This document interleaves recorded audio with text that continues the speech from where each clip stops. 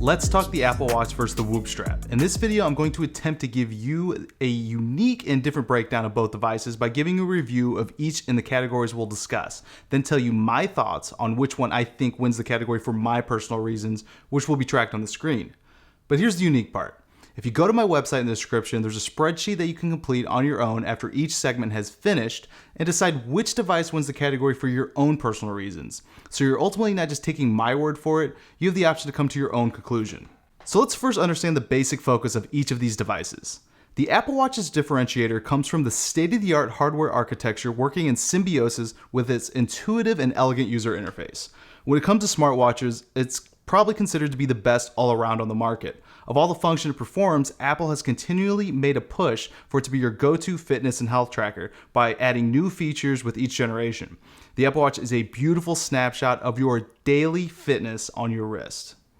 As for the Whoop, where they lack in hardware and actual wearable interface, they make up for it in their proprietary presentation of your holistic health. Whoop is a software company that utilizes clinically backed physiological measurements to give you the ability to adjust performance and training to exponentially improve your fitness. Where Apple is a daily snapshot of your activity, the Whoop gives historical tracking that allows you to take the proper measures today to help you in the future, and also an objective understanding of both your physical and mental health. One thing to keep in mind during this review is that I'm only reviewing the OEM software on the Apple Watch, meaning the ones that are made by Apple, not third party. There's just too many to evaluate, and none of them have the ability to use Apple's architecture better than Apple. For everyday wear, it's nice to have something that's barely noticeable. Some people don't mind a watch, and others find it to be a bit annoying for all day or 24/7 wear, especially when it comes to bedtime. I'm one of those people. Of all the smartwatches I've owned though, the Apple Watch is by far the most comfortable. The OEM Sport Loop adjusts perfectly to the right wrist pressure, but it's still additional weight on my wrist. Unlike the Apple Watch, the Whoop strap has two locations for all-day wear. The wrist, and then where I have it, which is up here on my bicep. Despite where you wear it, one thing's for sure, the Whoop band is much smaller and weighs much less. For all-day wear, it's less noticeable. But if you're someone that wants to wear a watch on the other wrist, then having something on both may annoy you. With all that being said, I've been wearing the Whoop strap on my bicep for months, and there are times that I completely forget about it. It's even invisible to others when I wear shirts. You can't see it. So for me, Whoop takes this category. This comes down to subscription versus upfront costs. I hate recurring billing, but it's a great revenue stream for companies. Whoop requires a monthly subscription starting at a high point of $30 a month for a 6-month commitment, whereas Apple is $309 for their lower tier Model SE. Or even better, you can get an older gen model for even cheaper.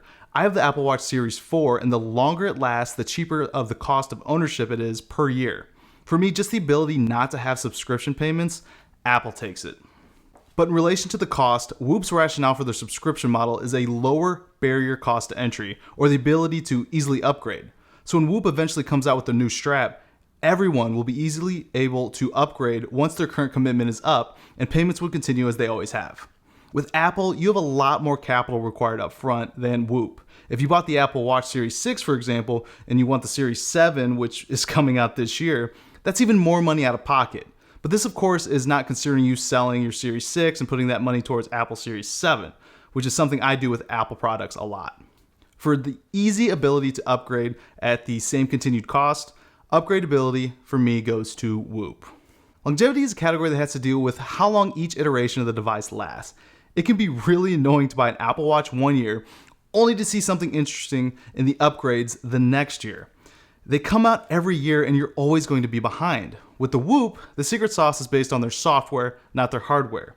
For this reason, a lot of upgrades are served to you via free app upgrades. For example, Whoop pushed out respiratory rate tracking to all users to track objectively undetectable symptoms of COVID, a big reason that I got the Whoop in the first place. For this reason, the hardware of the Whoop Strap 3.0, which was released in 2019, doesn't need any hardware upgrades. That, of course, is until Whoop maxes out their capacity for their metrics readings from the strap's current hardware. Whoop takes this one because their versions last much longer. There isn't much to talk about here. The battery on the Apple Watch sucks. Worse than any other top brand smartwatch on the market. There's so much functionality on the Apple Watch, but if you want to use it all, then you better have your charger with you.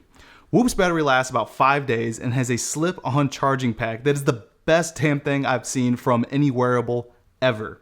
If you're headed out the door with a low battery, you can just slip the pack on and go about your day while it recharges to 100%. No brainer here. I've already marked the battery life here for you, no contest. Spoiler alert, my conclusion is related to battery life.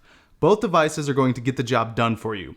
Whoop sleep tracking has been validated through third-party testing, and based on my research, Apple has the absolute best hardware and back-end software for tracking just about anything.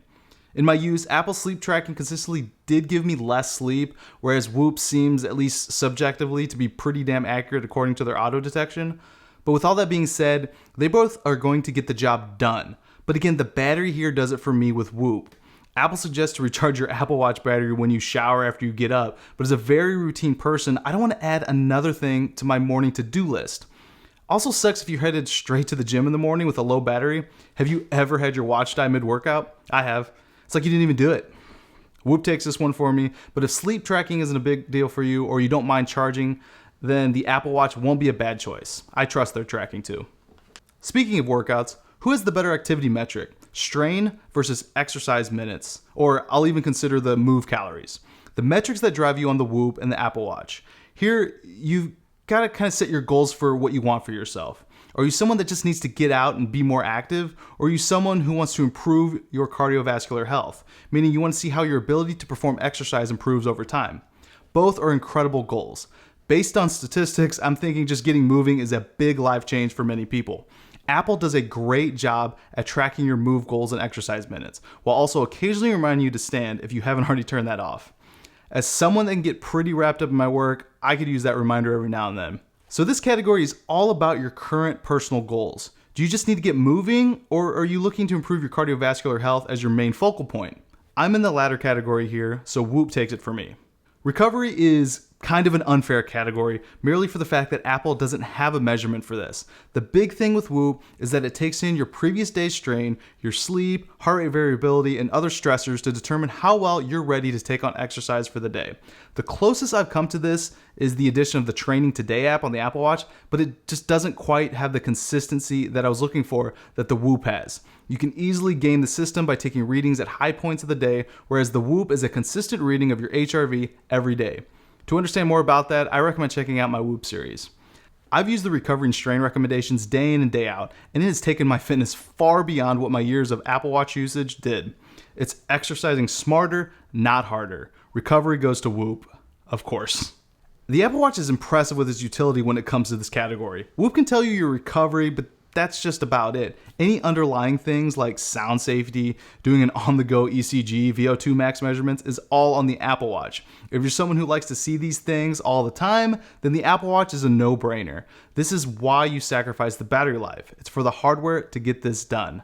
Apple Watch on this one. Both have interesting perspectives on this category. Apple uses a lot of hardware and algorithms to determine when you're performing a movement related to your chosen category to apply your move calories in minutes. Whoop, on the other hand, doesn't care what type of activity you're doing, as it tracks strain throughout the day. They also have this awesome auto detection feature that has been about 99% accurate in my usage of knowing when I start and stop an activity. A heart appears and it'll categorize your statistics. You don't have to worry about starting and stopping like on the Apple Watch. I've had many times when I forgot to start my Apple Watch, and I'm sure many of you out there have as well. Now I understand the Apple will detect certain activities, but there's plenty of examples on this, and let's just say it can lack reliability. Because of the auto detection, give me the Whoop here. Now, if this is your thing, I did a video on the most accurate caloric expenditure tracker out there.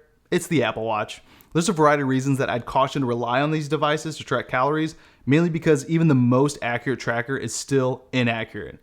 But it's still a metric you can use to understand varieties in your daily activities. So if calorie tracking is your thing, you can't go wrong with Apple. Now, I've touched on the individual metrics of these devices, but this one is about an overall viewpoint. Again, it's all about what's important to you, but what I love about Whoop is the interplay between the metrics. With the Apple Watch, I believe that they can all stand alone in your review. But with Whoop, you can see how your strain score for the day can affect your recovery, or how your lack of sleep can affect your strain. It all works as a cohesive unit that drives the user to work smarter, not harder. I may have swayed some of you on this one, but it's the absolute truth. Apple's day-to-day metrics stand on their own, and closing your rings one day has no bearing on the next. Another thing to understand here with the Whoop is that it provides individualized metrics. The strain recovery score is specific to the user and not anyone else. You get periodic baseline measurements that drive the data. The Apple Watch goals are set by the user, and may suggest a change every now and then, but on their face, it doesn't take into consideration anything specific about you. For that, I go Whoop all day. Both of these devices have GPS, kind of. The ability to utilize the Apple Watch without your phone is the big plus here. When you need GPS, whether you're swimming, biking, or running, you don't really want to have your phone on you. So without a doubt, Apple Watch takes it here. But with the Whoop, you can use your phone. With a lot of what we do, a community can really help push us forward. With the Apple Watch, it was a great motivator to see my friends close their rings or complete a workout. On the days that I wasn't feeling really, motivated, it would put me into another gear, especially if I was competing against someone in one of those 7-day challenges. Whoop, on the other hand, does have groups where you can see your friends, but it's not in your face, and the metrics of Whoops aren't really a one-to-one comparison to anyone else's, since they're so individualized. So for me, the motivation goes to Apple. I'd like to see Whoop add notifications when friends log in activity. Apple is all over with their Apple Watch integration. With their Fitness Plus coming out, they'll just continue to reach out to partners in the market like Peloton to make the Apple Watch an attractive accessory to your existing devices. Whoop's integration mostly comes from their heart rate broadcasting. I utilize it on my Peloton, but it's nothing particularly special. Whoop can integrate with Strava, but I haven't seen too much of a benefit to this unless you're a runner or cyclist and you like to have all your activities logged in one place. For me, this isn't a big deal, but it's pretty convenient and a nice add when it's available. Apple takes it here. The overall utility of the Apple Watch is much greater, which I think is obvious. If you're looking to use fitness along with the capabilities of the best smartwatch on the market, then the Apple Watch has you covered. You have additional apps that can be used for fitness, and it does a myriad of so many other things. Apple takes this, but just to clarify, there is no way to get the function of Whoop on Apple. It just doesn't work. I've tried a bunch of different apps and even wanted to try and make a video for Apple Watch users, and nothing comes close. So based on all this, for me, Whoop takes this over Apple because of all the categories and my personal reasons. This is actually a breakdown of what I reviewed when I was deciding to snag the Whoop, and I've been incredibly pleased with my choice. But again, it's all about what's important to you and how your perspective and needs differentiate from mine. I hope all this helps, and let me know if there's any comparisons between the two devices I missed. Hit me up on Instagram or in the comments, and be sure to subscribe. More comparison videos like this will be coming up, including Whoop vs. Garmin and Garmin vs. Apple. Later.